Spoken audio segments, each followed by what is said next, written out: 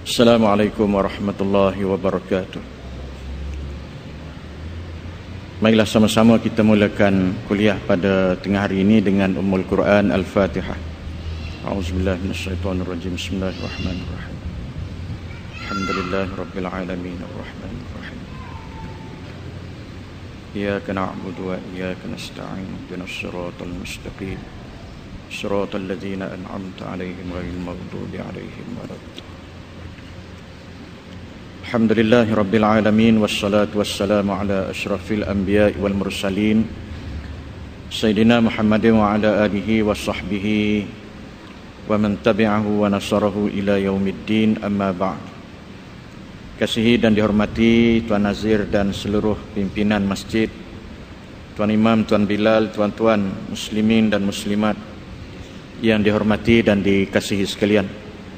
Pertamanya, alhamdulillah, kita bersyukur kehadirat Allah Subhanahu wa taala kerana pada tengah hari ini kita dapat sama-sama menyelesaikan solat zuhur berjamaah. Mudah-mudahan Allah Subhanahu wa taala melapangkan sedikit masa kita untuk sedikit peringatan, mudah-mudahan bermanfaat untuk kita bersama, insya-Allah.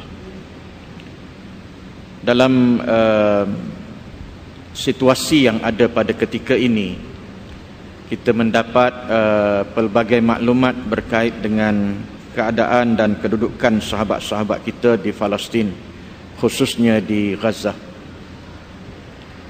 4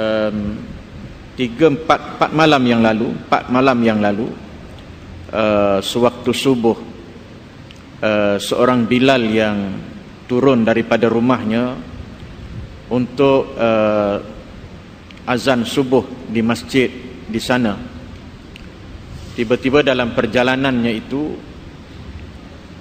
beliau telah terkena serangan yang dilakukan oleh Israel dan menyebabkan Bilal yang dalam perjalanan ke masjid itu menemui ajal dalam perjalanan ke masjid. Dan kita dimaklumkan ada seorang bayi yang umurnya 5 bulan. Bayi yang umur 5 bulan sedang menyusu ibunya.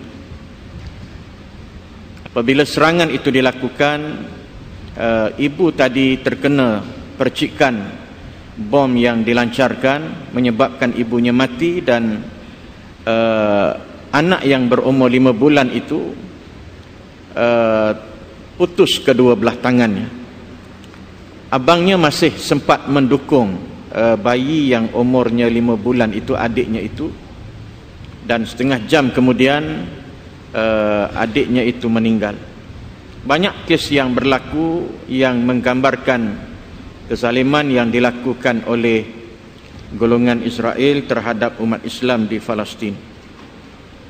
Saya teringat kepada suatu kuliah yang disampaikan oleh Ustaz Ismail Haniyah, bekas Perdana Menteri Palestin yang berkubu di Gaza pada saat ini. Waktu beliau menyebutkan peristiwa yang menyentuh tentang kehidupan seorang sahabat Nabi yang menerima ujian yang terlalu berat selepas daripada peristiwa Badar. Badar yang berlaku dalam bulan Ramadan telah menatijahkan suatu kemenangan kepada golongan Islam.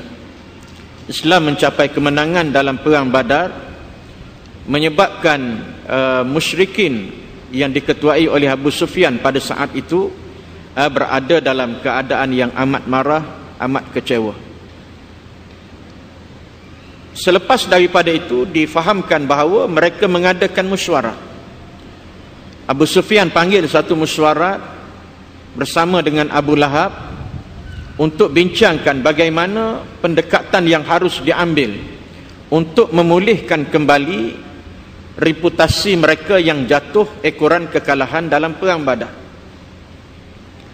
Oleh kerana mereka tewas dalam satu peperangan kepada suatu kelompok yang jauh lebih kecil, lebih kerdil, lebih dhaif daripada mereka, menyebabkan Abu Sufyan minta pendekatan yang harus diambil itu mesti menggambarkan kita memiliki kekuatan.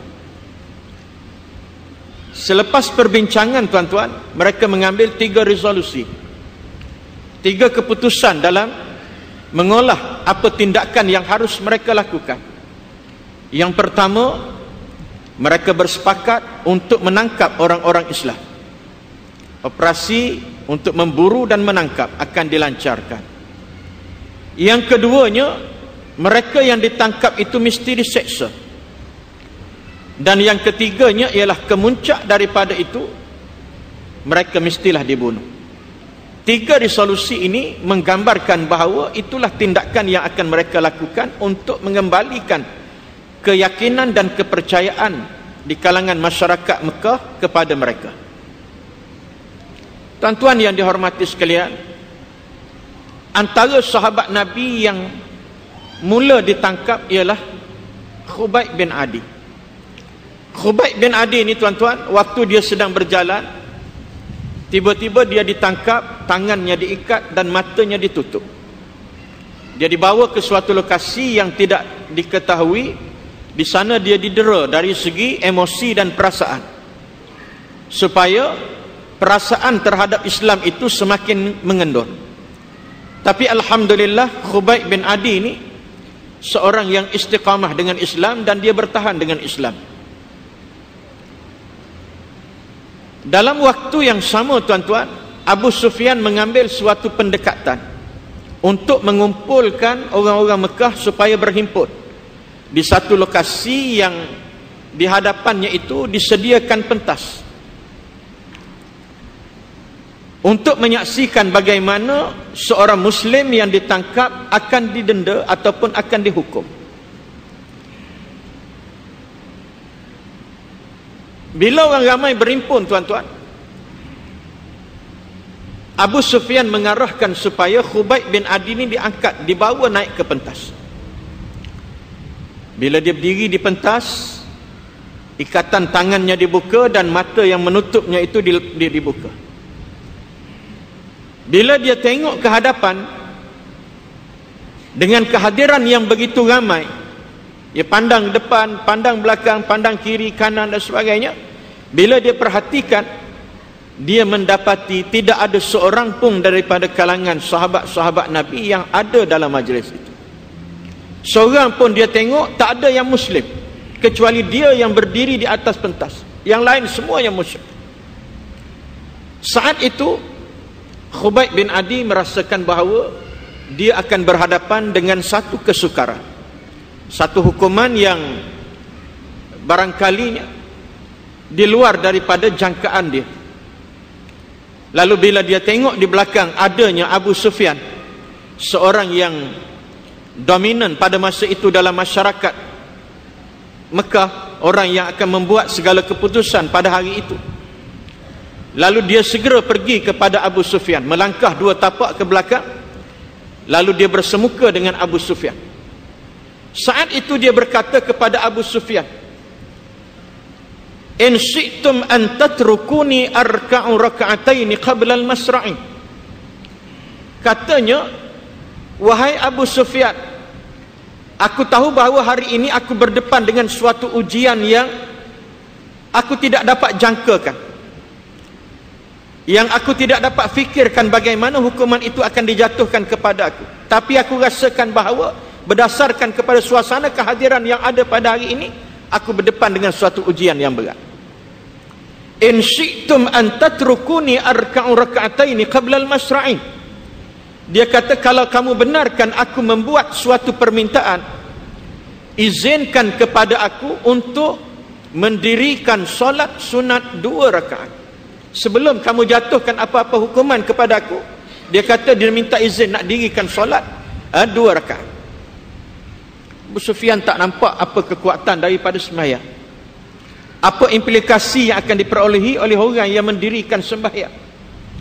Lalu dia benarkan Abu Sufyan mendirikan solat. Saat itu Abu Sufyan melihat Khubayb bin Adi berdiri, kemudian dia mengangkat takbir dan mendirikan solat.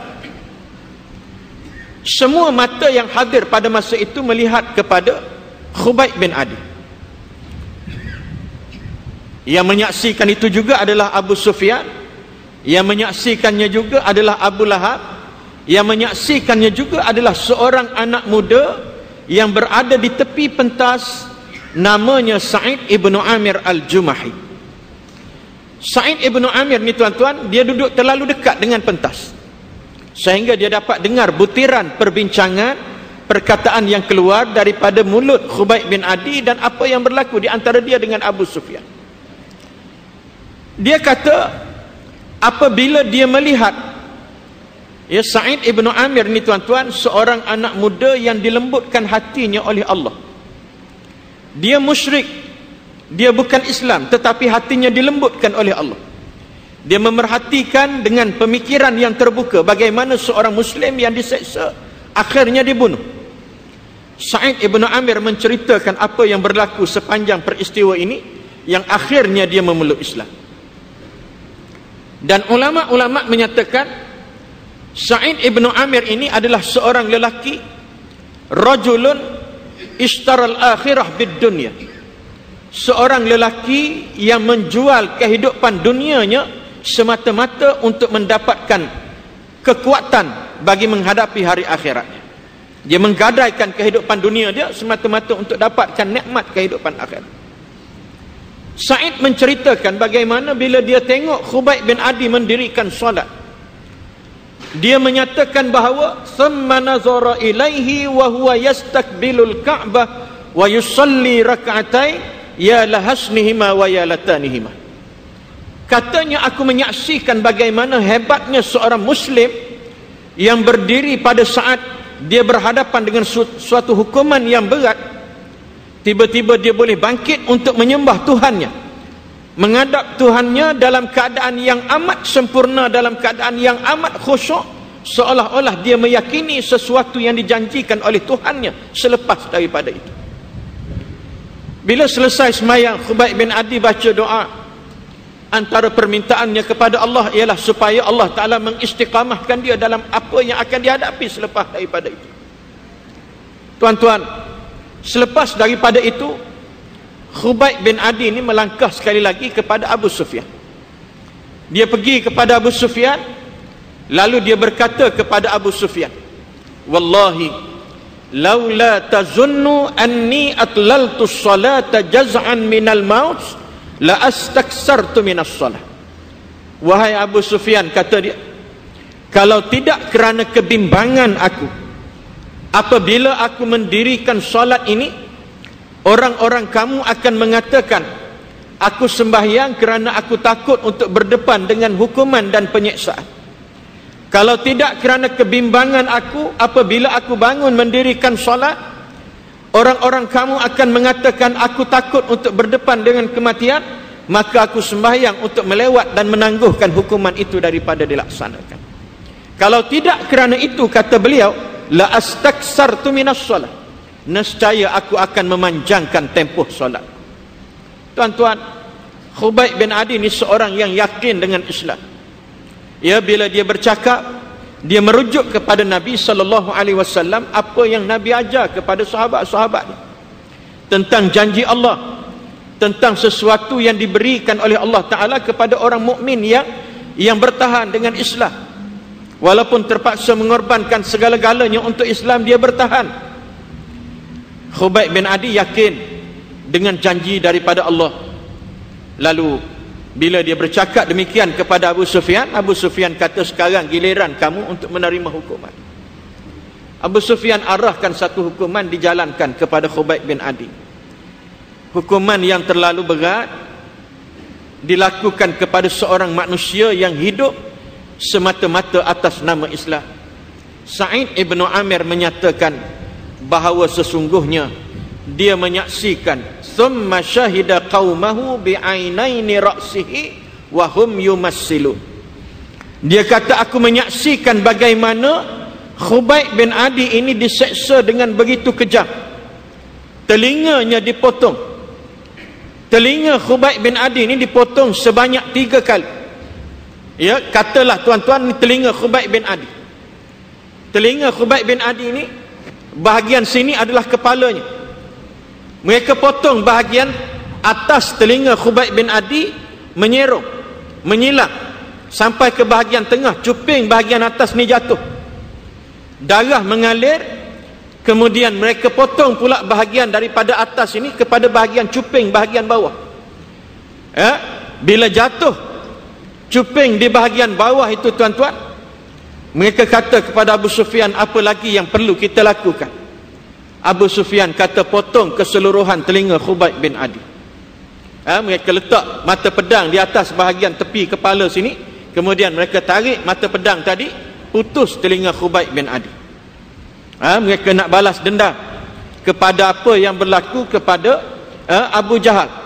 Abu Jahal ni tuan-tuan, kepala dia dipotong oleh seorang sahabat Nabi, Abdullah ibnu Mas'ud radhiyallahu an. Ya, dia potong, lepas tu dia bawa jumpa dengan Nabi, dia tunjuk kepala Abu Jahal. Nabi kata, al-yawma halaka fir'aunu hadhil ummah. Hari ini Fir'aun di zamanku telah mati dan dia telah dibunuh. Nabi kata. Dia sebut perkataan Fir'aun wa hadhil ummah, walaupun Nabi tahu bahawa kepala yang ada di hadapan, di tangan Abdullah ibnu Mas'ud, di hadapannya itu adalah kepala Abu Jahal, dan Nabi tahu panggilan yang diberikan kepada Abu Jahal oleh orang-orang kampung, Nabi tahu, tapi Nabi sebut Fir'aun wa hadhil ummah, kepala itu adalah Fir'aun di zamanku, kata Nabi SAW. Kepala Fir'aun di zaman dia. Nabi nak gambarkan bahawa Fir'aun ini akan tetap ada di sepanjang zaman. Walaupun Fir'aun yang original tu mati, sudah mati, di zaman dahulunya sudah meninggal, tetapi akhlak, perangai, tingkah laku Fir'aun itu seperti yang disebutkan oleh Abu Hasan Abul A'la Al-Maududi, katanya, fannasu nasun aynama kanu wa aynama hallu. Manusia itu tetap manusia, yang baik yang jahatnya akan ada di sepanjang zaman, dan yang mengubah wataknya itu, perlakuannya itu adalah orang-orang ataupun individu yang ada di zaman itu. Bila telinga Khubayb bin Adi dipotong tuan-tuan, mereka beralih kepada hidung, bahagian hidung Khubayb bin Adi. Mereka potong, belah hidung Khubayb bin Adi daripada bahagian tengah sini sampai kepada bahagian bawah, menyebabkan hidung Khubayb bin Adi ini terbelah menjadi 2. Kemudian mereka siap dengan mata pisau sehingga darah membasahi kawasan muka dan badan Khubayb bin Adi. Abu Sufyan arahkan supaya hukuman diteruskan. Mereka menyentak baju yang membaluti tubuh Khubayb bin Adi. Bila mereka tarik baju Khubayb, terdedah dah dada Khubayb bin Adi. Lalu mereka mengambil pedang, mereka terus menetak di bahagian depan, bahagian dada Khubayb bin Adi, dengan menggunakan pedang, menggunakan pisau. Akhirnya boleh dikatakan hampir keseluruhan badan Khubayb bin Adi ini berlumuran dengan darah. Saat itu tuan-tuan, Abu Sufyan kata, hentikan untuk seketika hukuman ini, aku nak bercakap dengan Khubayb bin Adi. Lalu dia pergi kepada Khubayb. Abu Sufyan berdiri depan Khubayb, lalu dia berkata kepada Khubayb dengan suatu tawaran, atuhibbu an yakuna Muhammadun makanaka wa anta najib. Dia kata, wahai Khubayb bin Adi, mahu tak kalau sekiranya aku bawakan Muhammad kemari, aku suruh orang-orang aku cari Muhammad, kemudian bila jumpa dengan Muhammad, bawa Muhammad itu kemari bagi menggantikan kedudukan kamu. Dia nak tukar kedudukan Khubayb bin Adi ini dengan Nabi SAW. Ya, dia kata, bila Muhammad dibawa kemari, aku akan lepas dan bebaskan kamu untuk kamu teruskan kehidupan bersama dengan anak dan isteri kamu. Tiba-tiba kata Sa'id ibnu Amir, aku mendengar suatu kalimah yang keluar daripada mulut seorang Muslim yang hebat, di mana Khubayb bin Adi menyatakan, walaupun dia mendapat satu tawaran pembebasan, di saat dia berdepan dengan hukuman yang terlalu ganas, terlalu zalim itu, tiba-tiba Khubayb bin Adi berkata kepada Abu Sufyan, wallahi ma ahabbu an akuna aminan wadi'an fi ahlihi wa waladi wa anna Muhammadun yukharu bisyauka. Demi Allah wahai Abu Sufyan, aku tidak akan benarkan Muhammad dibawa kemari untuk menggantikan kedudukan aku di saat ini. Walaupun bila kamu bawa Muhammad kemari, Muhammad itu hanya akan dicucuk badannya dengan sebilah jarum ataupun sebatang duri ke batang tubuh Muhammad yang mulia dan yang kukasihi itu. Aku tidak akan benarkan sama sekali ianya berlaku. Laksanakanlah hukuman itu kepadaku, teruskanlah penyiksaan yang kamu nak lakukan kepada aku, sehingga akhirnya aku akan bertemu dengan Tuhanku dalam keadaan syahid, bertemu dalam keadaan yang paling mulia, untuk aku mendapatkan syurga yang dijanjikan oleh Allah kepada aku. Dia tolak tawaran daripada Abu Sufyan dalam keadaan dia meyakini janji daripada Allah Subhanahu wa taala. Masa itulah tuan-tuan, kedengaran, dilihat bagaimana muka Abu Sufyan ni berubah. Muka dia jadi merah tuan-tuan, telinga dia jadi merah, sebab seorang tokoh yang hebat membuat tawaran, tiba-tiba orang yang mendapat tawaran tadi tolak tawaran itu. Apalagi dia mendapat tawaran dalam bentuk untuk menyelamatkan nyawa dan kehidupan dia, dia tolak tawaran itu, menyebabkan Abu Sufyan rasa terlalu marah. Tiba-tiba dalam masa yang sama tuan-tuan, seluruh golongan musyrikin yang hadir pada masa itu, mereka berteriak dengan menyatakan, uqtuluh, uqtuluh, uqtuluh. Wahai Abu Sufyan, sesungguhnya dia telah menjatuhkan maruah dan harga diri kamu.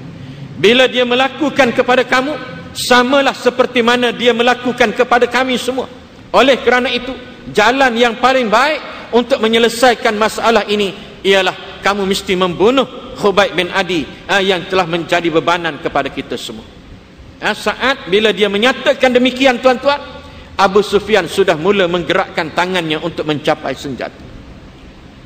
Perkataan itu didengar oleh Abu Sufyan, didengar oleh Abu Lahab, didengar oleh Sa'id ibn Amir, dan didengar oleh Khubayb bin Adi. Lalu saat itu Khubayb bin Adi mengangkat kedua tangannya ke langit, matanya memandang ke atas tuan-tuan. Lalu dia berdoa kepada Allah Subhanahu wa taala dengan menyatakan, Allahumma ahsyihim adada waqtulhum badada wala tubqi minhum ahada. Wahai Tuhanku, sesungguhnya wahai Tuhanku, saksikanlah, hitungkanlah mereka yang hadir dalam menyaksikan bagaimana aku dizalimi dan dikhianati pada hari ini, tanpa ada sebarang pembelaan daripada mereka. Mereka hanya melihat apa yang dilakukan oleh Abu Sufyan dan pengikutnya ini kepadaku. Waqtulhum badada, oleh kerana tidak ada tindakan yang dilakukan untuk membela keadaan aku, maka Khubayb bin Adi meminta Allah Ta'ala, waqtulhum badada, bunuh mereka satu persatu. Khubayb bin Adi minta Allah Ta'ala bunuh mereka satu persatu, wala tubqi minhum ahada, dan jangan kamu tinggalkan walaupun seorang baka daripada kalangan mereka. Itu doa yang disebut oleh Khubayb bin Adi, yang kemudiannya selepas dia baca doa tadi, Abu Sufyan dengar apa yang dia sebutkan, Sa'id ibn Amir dengar apa yang dia sebutkan. Tiba-tiba saat itu Abu Sufyan mengarahkan supaya Khubayb bin Adi dibunuh, dan dia akhirnya mati dan bertemu dengan Allah Subhanahu wa taala sebagai sebahagian daripada kafilah syuhada yang bertemu dengan Allah dalam keadaan yang amat mulia. Ustaz Ismail Haniyah, bekas Perdana Menteri Palestin, berkata, sesungguhnya peristiwa yang berlaku kepada Khubayb bin Adi ini adalah sebagai sebahagian daripada cerminan bukan sahaja bagi Khubayb bin Adi secara pribadi, tetapi seluruh rakyat yang ada di bumi Gaza. Sebab itu dia kata kita bangga apabila melihat rakyat di negeri Gaza ini, di wilayah Gaza yang kecil ini, mereka masih mampu bertahan walaupun berada dalam keadaan ujian yang terlalu hebat. Mereka bertahan semata-mata untuk mempertahankan akidah mereka dan bumi mereka. Sebab itu Ustaz Ismail Haniyah kata, kita berdoa bukan sahaja Khubayb bin Adi sahabat Nabi yang syahid, tetapi akan lahir lagi Khubayb bin Adi di bumi Gaza untuk mengikuti jejak langkah yang telah ditinggalkan oleh Khubayb bin Adi yang telah mendahului mereka. Inilah di antara kekuatan yang ada kepada sahabat-sahabat kita di bumi Gaza. Dan sekarang ini tuan-tuan, Allah memberi keajaiban berlaku di kalangan mereka. Banyak benda-benda yang tidak termasuk dalam akal pemikiran manusia boleh berlaku di kalangan mereka. Tim yang disebutkan sebagai kumpulan amfibia, kumpulan ini tuan-tuan, mereka bergerak dalam situasi yang tidak dapat difikirkan. Bagaimana mereka boleh masuk ke wilayah Israel seperti yang mereka janjikan. Dulu peperangan yang terakhir sebelum yang berlaku pada bulan Ramadan ini, saya difahamkan oleh kawan-kawan, mereka telah berkata, mereka telah berjanji, janji setia, jika serangan berlaku selepas daripada ini, Yahudi Israel menyerang mereka untuk kali yang akan datang ini, mereka berkata, kami bertekad peperangan itu kami akan heret, bukan untuk berlangsung di dalam wilayah kami, tetapi kami akan bergerak untuk masuk ke dalam kawasan Israel. Sekarang ini tuan-tuan, maklumat yang kita dapat, ada di antara tentera-tentera Israel yang duduk, yang berperang melakukan serangan daripada bumi Israel, tiba-tiba ditangkap, kemudian dibawa ke Palestin, dan mereka ditunjuk, ditayang dalam video yang dihantar kepada Israel.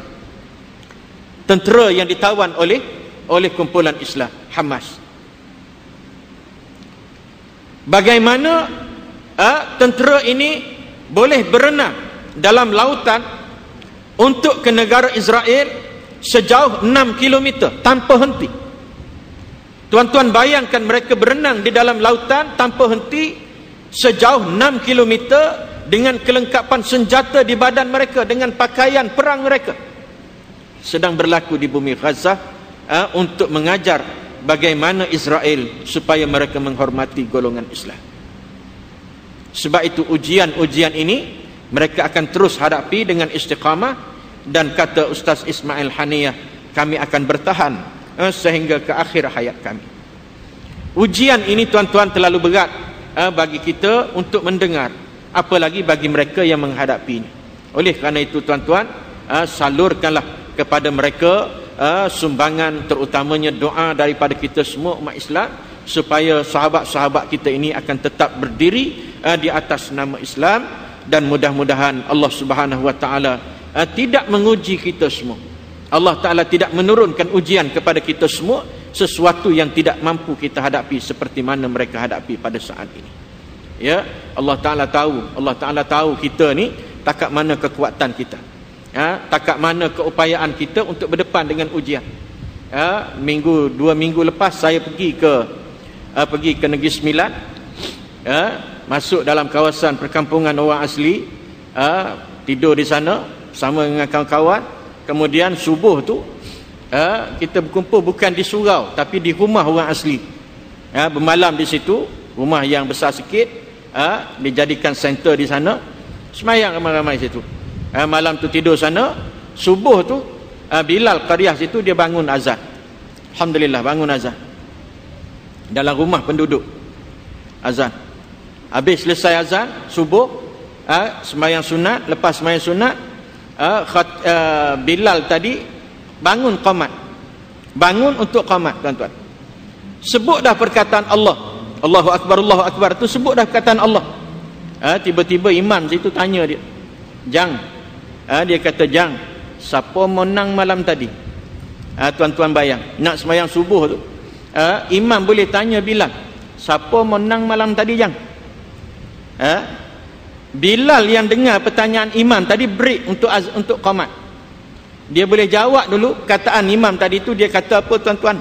Jerman. Orang sebut Jerman. Dia sebut Jerman. Rupanya imam dengan Bilal ni masing-masing jadi peminat Brazil. Lawan subuh tu,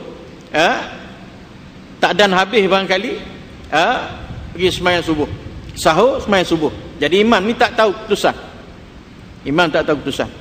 Bila dengar keputusan tu kalah Brazil tuan-tuan, menang Jerman, Imam tu jadi kalut. Imam tu jadi kalut nak sembahyang subuh tu, saya suruh dia naik jadi imam. Dia usalli, tuan-tuan, nak sembahyang subuh tu usalli fardal maghribi. Tuan-tuan bayang usalli fardal maghribi. Bilal tu kata, "Mam, subuh bah. Subuh ni baru tukar channel balik sembahyang." Dia punya kepala tu bila teringat feras. Sampai imam tu boleh baca tahiyat, tuan-tuan, masa rokok. Masa rokok tu, tengah-tengah rokok tu dia boleh baca at-tahiyatul mubarakatus salawatut thayyibatu lillah. Kita duk risau dia beri salam. Kau habis baca tahiyat tadi dia beri salam, nak pusing macam mana tengah rokok. Dia sedar bila, tuan-tuan? Dia sedar masa dia baca asyhadu alla ilaha illallah. Bila angkat jari asyhadu alla ilaha illallah ni, tengok tunjuk ke bawah. Awak pula tunjuk ke bawah, biasa tunjuk ke depan. Baru dia perasan Allahu Akbar, dia naik balik. Sami Allahu liman hamidah. Masa bersalam dengan Bilal, Bilal beritahu saya, "Ustaz," dia kata, "imam ni memang." Dia kata, bila bersalam dengan saya tu dia tanya, dia kata, imam tanya, "Berapa kalah Brazil tu berapa?" Jawab Bilal, 7-1. Ya. Nak kata orang kita ni, itulah dia ujian itu pun tak mampu kita hadapi untuk kita berdepan dengan Allah. Sedangkan Nabi SAW beri kepada kita ni banyak tips untuk kita hayati, untuk kita jaga amalan kita. Salasatun yadkhulunal jannah. Ya, 2 minit, tuan-tuan. Salasatun yadkhulunal jannah. Nabi kata tiga golongan yang akan masuk syurga Allah Ta'ala. Yang pertama, man an'amallahu alaihi fasyakar. Mereka yang mendapat nikmat daripada Allah, mereka bersyukur. Yang kedua, wabtalahu fasabar. Orang yang mendapat ibtila, ujian daripada Allah, mereka sabar. Yang ketiga ialah wa asaa fastaghfar. Orang yang melakukan kesilapan, mereka buat silap, mereka buat kesalahan, mereka buat munkar, buat maksiat. Bila mereka sedar daripada kesilapan tadi, fastaghfar, Nabi kata, mereka segera beristighfar kepada Allah Ta'ala, taubat kepada Allah Ta'ala. 3 golongan ini, kata Nabi, dakhalal jannah min ayyi babin sya'a. Mereka akan masuk ke dalam syurga Allah daripada mana-mana pintu yang dikehendakinya, yang dia mahu. Dia pilih, dia boleh pilih mana satu pintu syurga yang dia nak masuk. Jadi tips yang diberikan oleh Nabi ini, orang kita kadang-kadang dengar tapi tidak mengambil ruang dan peluang untuk mencapai apa yang diberikan oleh Nabi SAW. Baik itu, tuan-tuan, harap kita jadikan Ramadan tahun ini sebagai Ramadan yang terbaik dalam kehidupan kita. Kita masih ada lebih kurang dalam 9 hari lagi dah, lebih kurang 9 hari kita berada di suku terakhir, suku yang ketiga. Suku ketiga ni, kalau Nabi lebih banyak beriktikaf daripada berada dalam rumah. Sebab tu kalau boleh muslimat kita kunci pintu rapat-rapat. Kalau abang dia balik, beritahu abang balik tidur surau. Abang balik tidur surau. Tapi kalau dia nak masuk juga, tuan-tuan, bagilah. Takut pecah pintu tu. Itulah saya nak sebut sikit. Mudah-mudahan sedikit manfaat kepada kita bersama. Dan seperti yang disebutkan oleh imam kita tadi, doa yang dibaca, lazimilah kita dengan bacaan doa supaya Allah Ta'ala beri kekuatan kepada saudara-saudara kita, khususnya di bumi Gaza yang sedang berdepan dan bermandi dengan darah para syuhada, insya-Allah.